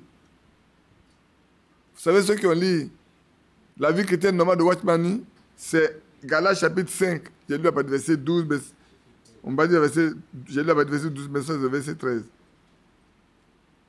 Ceux qui ont lu le livre de Watchman, la vie chrétienne normale, ont trouvé des arguments dedans pour dire, mais vous savez, Dieu a déjà tout fait. Si Dieu ne veut pas changer, qu'est-ce que je peux faire? Donc moi je vis, il dit de vivre. C'est comme ça que les Bakari ont créé la grâce. C'est la disgrâce, ce n'est pas la grâce. Où les sœurs et les frères peuvent aller se laver ensemble sans être mariés. Je vous raconte des histoires. Hein. C'était fait à Bobo. Nous, on était là-bas. C'est moi qui ai parlé de Dieu à Bakari. C'est moi qui lui ai parlé du Seigneur, du message. C'était un musulman. Ses premières prophéties, c'est à minuit ça a commencé. Et ça criait beaucoup. Il criait, il parlait. Puis ça m'a réveillé. Je me suis levé, je frappe à la porte. Le jeune homme ne peut pas même pas se lever. Son lit est près de la porte, mais il ne peut pas se lever de son lit pour venir ouvrir. Il n'est pas devant Dieu. Hein. J'ai dû me mettre à genoux devant sa porte. J'ai dit, Seigneur, ton esprit est sage. Que cela s'arrête et qu'il se lève pour ouvrir la porte. Je ne vais pas devant le Seigneur. Et puis c'est lui, il a ouvert la porte. Il dit, mais qu'est-ce qui ne va pas? Il est nuit, les gens dorment, tu cries comme ça. L'Esprit de Dieu est sage. Va te coucher. Le lendemain, Bakar a commencé à prophétiser. Il prophétise. Il a prophétisé plusieurs. On note toutes les prophéties. Moi, j'ai tout noté. Ce n'est pas depuis aujourd'hui, moi, j'ai des problèmes avec tout le monde. Hein. Peut-être que je parle trop vite, je vais trop vite, c'est ça. Oh. Alors, je me suis assis, j'ai jeûné, j'ai prié, et j'ai commencé à analyser toutes les prophéties qu'il a faites. Frère, écoutez-moi bien. Sœur, écoutez-moi bien. Un bon nombre de ces prophéties se sont réalisées du tic au tac, en moins de 24 heures. En moins de 24 heures. Je pourrais même dire que 90% de ces prophéties se sont réalisées en moins de 24 heures. Les 10% avec les dates fixées ne sont pas accomplis. Je me suis mis de côté, j'ai jeûné de prier. Et en lisant, Frère Branham m'a dit, quand même il y a 100. S'il y a une seule qui est faux, tout est faux. J'ai été chercher un téléphone, j'ai appelé Stanislas, j'ai appelé Anouman lui. J'ai dit, il y a quelque chose qui se passe au milieu de nous ici. Ah, ça ne va pas du tout, venez nous aider. Et qu'ils sont arrivés, j'ai relaté, j'ai donné les processus à son plus, c'est qu'ils ne sont pas compris. Et j'ai dit, en regardant ça sur la base de ce que Frère Branham a dit, ces prophéties, on doit tout rejeter. Bala, quand il dit Bala, le nom, vous ne le connaissez pas, c'est très étrange pour vous. Bala m'a dit, tu as un démon. Pourquoi depuis là, tu ne nous as pas dit que c'est faux? Puis maintenant, j'ai dit, mais frère, nous sommes tous des jeunes ici. Hein. Moi, j'ai jeûné, prié, ce que j'ai vu là, ce que j'ai fait, et je ne peux pas vous connaître, donc j'appelle les frères pour qu'ils viennent. Maintenant, devant, et je peux dire, voilà ce que Frère Branham a dit, et sur ta base là, Dieu ne ment pas. Tout ce que Dieu dit est vrai. Bakar a dit ça, c'est pas compris, donc c'est faux. Et tu as un démon, il dit, viens le chasser. Viens chasser le démon là. Je suis encore là-haut. Ils sont tous partis. Et après, c'est devenu tellement difficile dans l'église. à Bobo, là, dans notre cité, là. C'est devenu difficile. Les frères sont venus dire, aimez-les. On s'en donne des conseils, hein. Mais quand il arrive à notre tour d'appliquer les conseils, là, ça devient compliqué. Aimez-les. Ne les chassez pas, ne les abandonnez pas, aimez-les. On met des jours de côté. On jeûne, on prie. Plus on jeûne, on prie, plus ça s'aggrave. Et ça s'est transformé dans l'église. C'est arrivé à Williamsville dans l'église. Quand ça arrive à Williamsville dans l'église, Jérémie voulait fermer l'église. On lui a dit non, tu ne peux pas fermer l'église. Tu nous as dit de les aimer, de prier pour eux. Comment ça arrive ici, toi tu fermes l'église? Tu peux pas fermer l'église. On a appelé les frères Ngaza Bernard, les frères Ablo Clément, les frères Isaïe sont venus. On ne ferme pas l'église. L'église va rester ouverte. On va rester pour prier jusqu'à ce qu'eux sortent. Et puis, dans le même temps, frère Bali arrive. On fait une convention, là, à Williamsville, là, et puis, ils ont insulté bien frère Bali. Et puis, il a dit, est-ce que vous avez entendu de ses pas siffler ce matin? Avez-vous entendu de ses pas siffler ce matin? Frère, ils ont secoué la poussière devant le temple. Vous connaissez la suite? Beaucoup sont morts. Beaucoup en sont morts. Ah oui. C'est pas maintenant les gens font n'importe quoi, puis rien ne se passe. Hein. Parce qu'on a pollué l'église. On a pollué l'église, frère. On n'est plus consacré à Dieu. On a consacré notre vente à l'argent. On poursuit les biens. Comment vous voulez que Dieu travaille mieux de nous? Ils ont secoué la poussière devant l'église. Ils sont partis. La conséquence, beaucoup sont morts. Que Dieu nous aide. Et comme ici, on continue de lire. Laissons-nous continuer de lire. Jusqu'en 14. Jusqu'en 14. Il y a un point que je n'ai pas encore lu. Mais rendez-vous par amour, serviteurs les uns des autres. Voilà ce qui manque dans l'église aujourd'hui. Voilà ce qui manque dans le message aujourd'hui. On est égoïste. On n'aime pas. Or, si j'ai donné un frère, il m'aime. Ce n'est pas l'amour, hein. C'est la reconnaissance simplement. On appelle ça amour. Ce n'est pas l'amour. Si demain je le lui refuse, c'est le jour où je disais, Jean-Marie est là, il est là.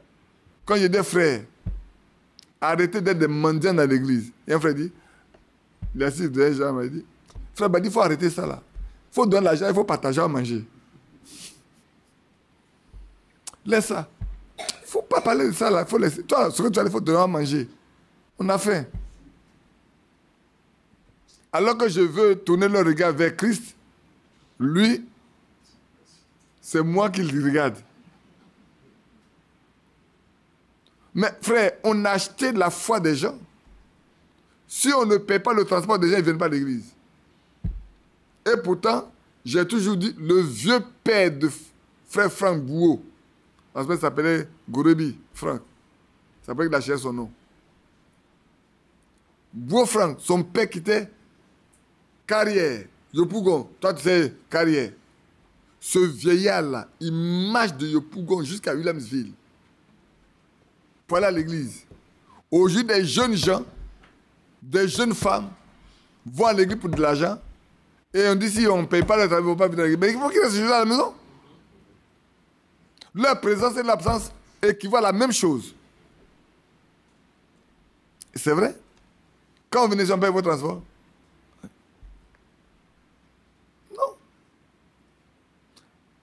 Souvent, on ne se rend pas compte que des gens, les gens parcourent des distances, des milliers de distances pour aller écouter une seule prédication.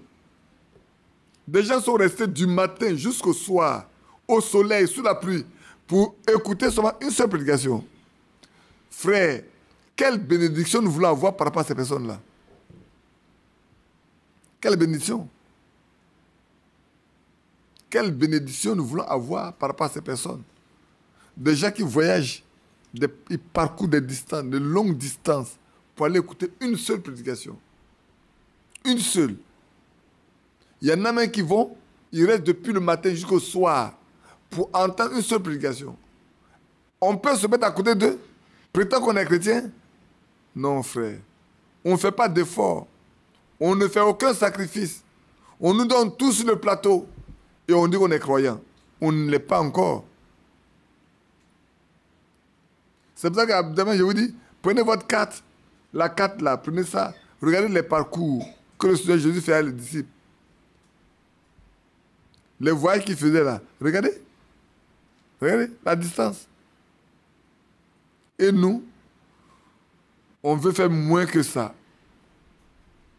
Et on veut prétendre être aussi disciples de Christ. Que Dieu ait pitié de nous. Donc ici dit, mais rendez-vous par amour, serviteurs les uns des autres. Sœurs, servez vos sœurs. Frères, servons nos frères. Frères, servons nos sœurs. Sœurs, servez vos frères. Soyez au service des uns des autres. C'est ce que la Bible dit, hein? C'est ce que l'apôtre Paul recommandait aux gens de Galates. Et c'est valable pour nous. C'est écrit ici, là. C'est que ça s'applique à nous. Soyons serviteurs des uns des autres. Ne soyons pas égoïstes. Ne soyons pas méchants. S'il n'a pas fait pour moi, je ne fais pas pour lui. Si tu donnes seulement ce que tu te donnes, quelle récompense veux-tu avoir? Tu as déjà reçu ici-bas. Mais donne à celui qui ne peut pas te rendre. Alors tu l'auras pour toi dans le ciel. Verset 14, car toute la loi est accomplie dans cette seule parole, celle-ci. Tu aimeras ton prochain comme toi-même. Vous savez, quand j'ai noté ce passage, je ne comprenais pas, mais pourquoi j'ai noté ça? Et c'est quand j'ai commencé à relire tranquillement dans la prière que j'ai compris. Quels fruits portez-vous? Ça fait partie des fruits, hein? Les fruits que les chrétiens portent là, ça fait partie. Un chrétien qui ne peut pas porter ce fruit-là, il est de l'autre côté. Un chrétien qui a un fruit différent de ça, il est de l'autre côté.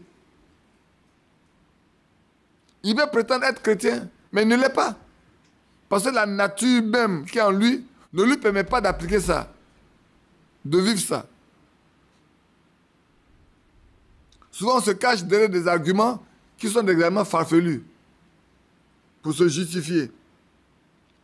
Mais si vous vous mordez et vous vous dévorez les uns les autres, prenez garde que vous ne soyez pas détruits, vous ne soyez détruits les uns par les autres. Ah oui, c'est vrai. Si on se mord les uns les autres, c'est ça. Mais celui qui a des dents plus longues, il va couper la haute tout de suite. Le va couper la haute, le va couper le bras. Moi, je connais quelqu'un qui a mordu sa propre soeur, il a coupé le doigt. Les deux sont fâchés, sont ensemble. Elle a sa dent, je sais pas comment. Elle a coupé le doigt net. Mordu, coupé. J'ai lu une histoire où un enfant a été mal élevé par son père et il devait passer quoi au Niger, il devait passer aux armes. Je ne sais pas si je vous ai déjà pas raconté, je crois que j'ai déjà fait ça. Mais je le répète encore et puis au moment de le tuer, il a dit à son père, il a quelque chose à lui dire, il n'a qu'à venir. Il va lui parler dans l'oreille. Peut-être il pensait qu'il va lui révéler. Là où il a mis l'argent qu'il a volé. Comme ça, même s'il meurt, lui, il va être riche. Quand il a approché bien son oreille, il a fait « Rampia !» Il a coupé l'oreille. Et il a dit « Maman dit !» Il dit « Ça va te servir de signe, tu as bien élevé mes frères pour qu'ils ne passent pas aux âmes comme moi. Si tu m'avais bien élevé, je ne serais pas en train de mourir aujourd'hui. Mais comme tu ne m'as pas bien élevé, c'est vrai, je vais passer aux âmes. Mais avant que je ne meure, il faut que cela te serve de signe pour tous mes autres frères qui sont après moi. » Si les hommes étaient compatissants, ils auraient compris que cet homme-là, il est honnête. On devait même le libérer. À la vérité, on devait le libérer. Le gracier, le mettre en prison, le gracier. Parce qu'il a montré à tout le monde que son père ne l'a pas éduqué. Son père n'a pas été modèle pour lui. Frère, comprenez bien, soyons modèles pour nos enfants. Soyons des modèles pour ceux qui nous environnent. Soyons des modèles pour nos soeurs, pour nos frères. Soyons des modèles. C'est le temps de vivre la vie chrétienne pour être un modèle. Si l'apôtre Paul a insisté dans la plupart de ses lettres, soyez mes imitateurs comme je le suis de Christ. Soyez mes imitateurs comme je le suis de Christ. Attends, il y a oublié une autre chose. Je sais que moi, je suis en train d'étudier une chose, mais je n'ai pas encore. Je vais vous l'étudier ça avec vous à courir, puis après, j'ai laissé tomber.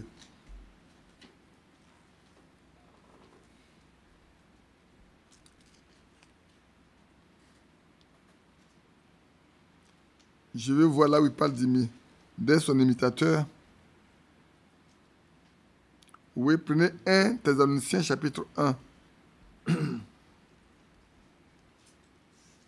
Je lis à partir du verset 3, mais le verset qui intéresserait, on va le lire au verset 10. Ça c'est bon, on va le lire simplement.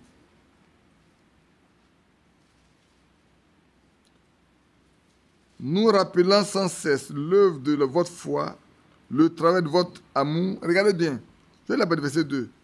Nous rendons continuellement grâce à Dieu pour vous tous, faisant mention de vous dans nos prières, nous rappelant sans cesse l'œuvre de votre foi. Dans la foi de chacun doit avoir une œuvre, doit produire une œuvre. Et l'apôtre Paul dit, ceux de Thessalonique là, leur foi produisait des œuvres. Le travail de votre amour travaille. Votre amour apporte une preuve. Et les gens voient le fruit de votre amour. Parce que celui qui travaille, il produit quelque chose. Est-ce que quand les planteurs ils plantent les arbres là, les arbres fruitiers, ça ne donne pas les fruits? Ceux qui plantent le manioc, par exemple, ils vont récolter le manioc. Ceux qui plantent les ignames, ils vont récolter les ignames. Ceux qui sèment les maïs, ils vont récolter après. Donc leur travail a un fruit. Et notre amour également doit produire un fruit. Le travail de notre amour et la fermeté de votre espérance à notre Seigneur Jésus-Christ devant notre Dieu, devant Dieu notre Père. Nous savons, frères, bien-aimés frères de Dieu, que vous avez été élus. Amen. Quand l'apôtre Paul voit tout ça, il dit, mes frères, nous savons que vous êtes des élus. Votre amour, votre foi, votre fermeté, votre espérance montrent que vous êtes vraiment des élus. Donc l'apôtre Paul avait des moyens pour vérifier que ceux-là sont des élus. Ce qu'ils produisent, ce que la vie produit, prouve qu'ils sont élus de Dieu. Pas parce que les gens, c'est pas quelqu'un qui l'a dit, l'apôtre Paul a regardé et dit, ah, ceux-là, c'est vraiment des élus de Dieu. Et puis on poursuit un peu. Notre évangile ne vous a pas été prêché en parole seulement, mais avec puissance, avec l'Esprit Saint, avec la force d'une pleine conviction. Car vous n'ignorez pas que nous nous sommes montrés ainsi parmi vous à cause de vous, et vous-même, vous avez été mes imitateurs et ceux du Seigneur. Amen. Non seulement vous avez été mes imitateurs, mais vous avez été les imitateurs du Seigneur. Et l'apôtre Paul insiste, frères, nous qui sommes parvenus à la fin des temps, s'il y a des gens qui sont des imitateurs du Seigneur, c'est nous. Avoir la même nature que lui, le même comportement, la même attitude, faisant comme le Seigneur a vécu, frères, nous devons le montrer. Le monde est malade, la région est malade, les nations sont malades, la nature est malade. La nature même soupire après la manifestation des enfants de Dieu. Donc, faisons tout en comptant sur le Seigneur pour montrer que nous sommes de sa postérité et que nous prolongeons ses jours. Comme l'est écrit dans Ésaïe 53. Frères, sœurs, c'est le temps. Quels fruits portons-nous? Les fruits qui ont été produits par ceux-là ont permis à l'apôtre Paul de dire, vous êtes vraiment des élus. En sorte que vous êtes devenus, regardez bien ici, suivez bien ce qu'on va lire. En sorte que vous êtes devenus un modèle pour tous les croyants de la Macédoine et de l'Achaïe. Pour toute la région de la Macédoine, pour toute la région de l'Achaïe, vous, Thessaloniciens, vous êtes un modèle. C'est les gens copient ce que vous êtes. Comment vous vivez, comment vous marchez, comment vous conduisez. Quand on vous voit, tout le monde veut vous imiter. Bien-aimés frères et sœurs, qu'il en soit ainsi pour nous. Hein. Qu'il en soit ainsi pour nous. Et vous qui écoutez en ligne également, je ne vous ai pas salué, pardonnez-moi. Mais là où vous êtes là, écoutez bien et pratiquez. Amen. Et vivez ça. Car le Seigneur nous a dit dans Malachie 3 que le temps arrive. Lui-même, il mettra la différence entre ceux qui le servent et ceux qui ne le servent pas. Et ici, Dieu nous instruit de sorte que nous puissions être mis à part pour être ceux qui sont différents des autres. On a lu dans Apocalypse chapitre 22, non? Que les justes pratiquent encore la justice. Que les saints se sanctifient encore. Que les souillés se souillent. Et que les injustes pratiquent encore l'injustice. De sorte qu'on n'a rien à dire. Quand on voit l'un, quand on voit l'autre, on sait de quel clan il appartient. De quel côté il appartient. Et l'apôtre Paul dit à nos frères de Thessalonique, votre témoignage est tel que tout le monde veut vous imiter. Vous êtes des modèles. On n'a pas de modèle, non? Vous vous souvenez du modèle dont on a parlé? Mettez ça dans le modèle dont on a parlé. Les gens de Thessalonique, les frères de Thessalonique, ont été des modèles pour les autres églises de leur région. Si on prenait la vie d'Abidjan, on dit que vous êtes des modèles pour tous les croyants, pour tous ceux qui prétendent être du message. Là, aujourd'hui, vous, comme vous dites, vous êtes l'église du message de la Riviera. Vous savez, c'est toujours les autres qui donnent les noms. Hein. Vous ne vous donnez pas de nom, les autres vous donnent tous des noms. Ah, l'église de... Mais oui, mais c'est une église. Même si vous êtes sauvé, vous êtes une église. Si l'Esprit de Dieu habite en vous, vous êtes né de nouveau, vous êtes une église. Vous appartenez à Christ. Sa vie en vous, vous êtes une église. Et vous habitez à la Riviera, qu'on vous appelle l'église de la Riviera, acceptez. Réjouissez-vous. Vous n'êtes pas du ramassis. C'est pour ça que s'il y a un ramassis, il y a prié pour que Dieu le sorte d'ici. Priez pour que Dieu sorte tous les ramassis. Qu'il ne reste que les Josué et les Caleb. Que tous les ramassis, Dieu les chasse. Lui, il les connaît. Il ne reste que les Josué et les Caleb. Comme ça, quand on va se mettre ensemble pour prier, Dieu écoute. Alléluia.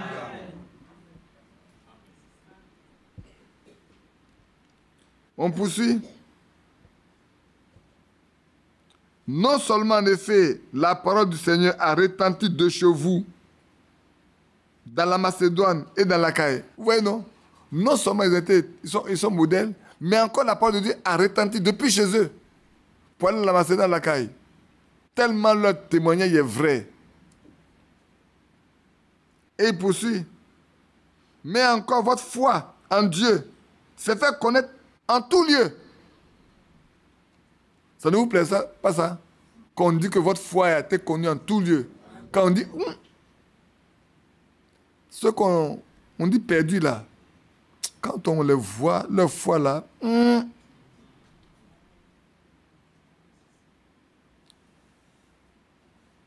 faut faire attention. Hein? Faut pas trop vite parler leur foi là. Que ça soit comme ça. Amen. Les perdus là. Si votre foi est telle que, malgré votre perdu là, c'est comme ça, et s'il n'est pas perdu alors?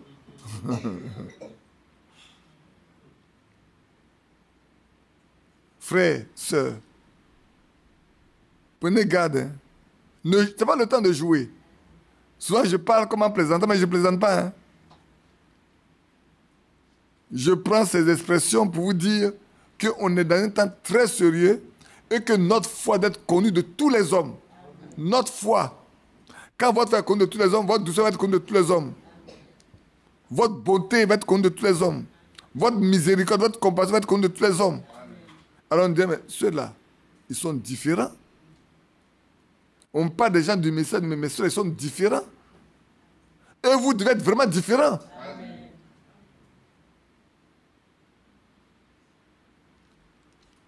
Mais vous ne pouvez pas être différent si vous n'appartenez pas à Christ. Hein? Je n'ai pas encore lu le passage, je ne suis pas encore arrivé là. Je ne sais pas s'il va arriver lequel heure déjà. Oh, il est déjà 18 heures, c'est pas bien grave. Vous n'avez pas de cuisine à faire, non? Pour vous marier? Si, non. Vous avez de cuisine à faire, donc on va arrêter à 30. Il est déjà 18h06. Le temps d'aller prendre votre collation pour rentrer, pour aller préparer pour les enfants. Je ne vais pas exagérer, prendre beaucoup de votre temps. Hein? On termine ici. On va terminer juste ici. On va laisser le reste là pour dimanche prochain. J'ai dit qu'on n'est pas une course de fond. Hein. On a peut-être 5 000, 6 000 km à parcourir. Donc, on va doucement, doucement, doucement. C'est ça, non? Et l'apôtre Paul dit, et non seulement, en effet, la parole du Seigneur a retenti de chez vous, dans la Macédoine et dans l'Achaïe, mais encore votre foi en Dieu s'est fait connaître en tout lieu, de telle manière que nous n'avons pas besoin d'en parler. Amen. L'apôtre Paul dit, je n'en ai même pas besoin d'en parler, partout je parle là. C'est les gens qui parlent de vous à moi. Oh, ça fait bien. Ça rend heureux celui qui parle. Il sait qu'il ne travaille pas en vain. Il prie pour eux, eux aussi ils prient. Il les instruit simplement selon que Dieu conduit et leur vie prouve aux gens qu'ils sont vraiment des chrétiens et des chrétiennes.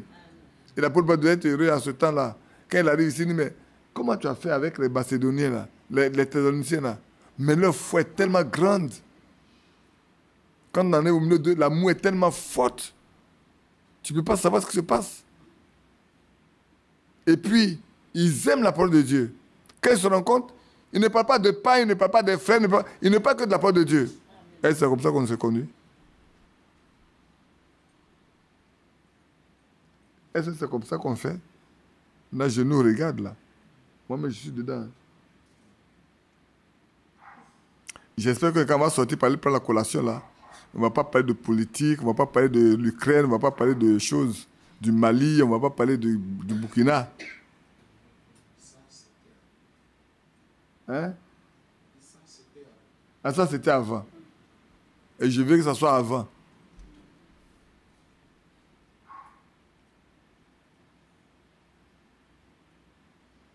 Et puis continue. Car on raconte à notre sujet quel accès nous avons auprès de vous et comment vous vous êtes convertis à Dieu en abandonnant les idoles pour servir le Dieu vivant et réel. Moi, des gens qui étaient attachés à leurs idoles, ils étaient attachés à beaucoup de choses. Mais quand ils ont reçu la parole de Dieu, ils se sont détachés complètement. Au point où les gens sont surpris, mais comment ils ont fait pour abandonner ces dieux que tout le monde a servi là-bas là? Eux se sont séparés et rien ne leur arrive.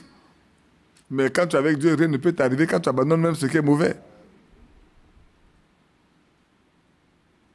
Et pour attendre des cieux son Fils qu'il a ressuscité des morts, Jésus, qui nous délivre de la colère à venir. Amen. Que Dieu nous bénisse. Amen. Oui, l'apôtre Paul le dit clairement, il dit, mais ils sont tellement attachés à Dieu, ils abandonnent tout ce qui est idole pour servir le vrai Dieu. Et pourquoi? Pourquoi ils l'ont fait? C'est pour attendre du ciel Jésus-Christ. Parce qu'ils savent que l'enlèvement va lieu. Et comme dans Acte 1 est écrit, ce Jésus que vous voyez partir de là, vous êtes là, regardez le ciel là. Ne vous en faites pas. Il reviendra de la même manière. Alors quand les Thessaloniciens ont su, ils ont dit, mais nous vivons aujourd'hui dans l'attente de recevoir celui qui va venir. Notre vie là, c'est pour que celui qui va venir là, quand il vient, on reste ici-bas. On est ce corps là. Les autres vont le corps de résurrection parce qu'ils vont ressusciter. Et puis ensemble, on va avoir un corps peut-être glorifié, un corps céleste, et puis on va monter sur les nuées pour le rencontrer dans les airs. On ne peut pas attraper la robe de son frère, de sa soeur, ou la jupe de sa soeur, ou le pantalon de son frère. Hein. Parce que ce corps n'existera plus. Ce corps mortel là, avec lequel sur cette terre, on peut faire tout. Il n'a plus de puissance, il n'a plus de force. Ben, ce corps, tu ne peux pas passer là-dedans. Mais l'autre corps que tu dois donner, mais quand tu es dans une même mur, même le toit n'existe pas. Même si on dit si quelqu'un dort là, il va partir. C'est pas vrai? Quelqu'un est en train de dormir sur le lit, il va. Est-ce qu'il va venir ouvrir la porte? Pour sortir avant de partir? Non. Dieu va lui donner un corps de sorte qu'il traverse. Et la fusée ne va pas. Hein. Aujourd'hui, il y a des démons. Ils ont des médicaments, quand ils mettent leur dos sur le mur, ils passent de l'autre côté. Mais nous, on n'aura pas besoin de ça. On n'a plus fort que ça. 1 million, 10 millions de fois plus fort que ça. Prenez le cas de Philippe. En un clin d'œil, il s'est retrouvé avec l'eunuque. Après ça, il a disparu, il est parti ailleurs. Et pour attendre des cieux, son Fils qu'il a ressuscité des morts, Jésus, qui nous délivre de la colère à venir. Frère, quand on est converti, n'ayez pas peur. La colère à venir, nous ne sommes pas concernés. Parce que nous ne sommes pas les fils de la colère. Nous ne sommes pas les fils de la rébellion. Nous ne marchons pas dans les ténèbres. Nous marchons dans la lumière. Et nos vies doivent être une vie pleine de lumière. Que Dieu nous bénisse. Vous voyez, j'ai lu combien de passages avec vous-même? Peut-être j'ai lu 2, 3. C'est ça, non? Mais je vous ai cité beaucoup de passages, c'est vrai. Il y en a que je n'ai pas noté et qu'on a lu, ça fait 7 passages. Mais on a passé près de 2 heures de temps à parler sur 7 passages.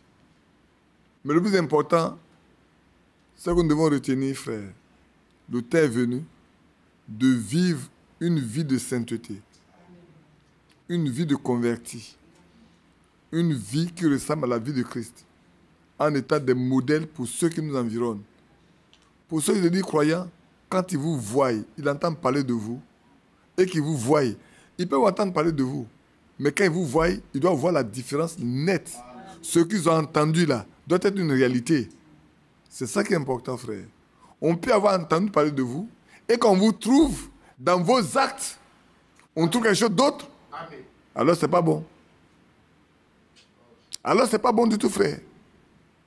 Mais quand on entend parler de vous, et qu'on vous trouve, ce qu'on a entendu là, il faut que ce soit ça qui est réalisé. Alors on peut dire, ah, ce qu'on a entendu là, c'est vrai.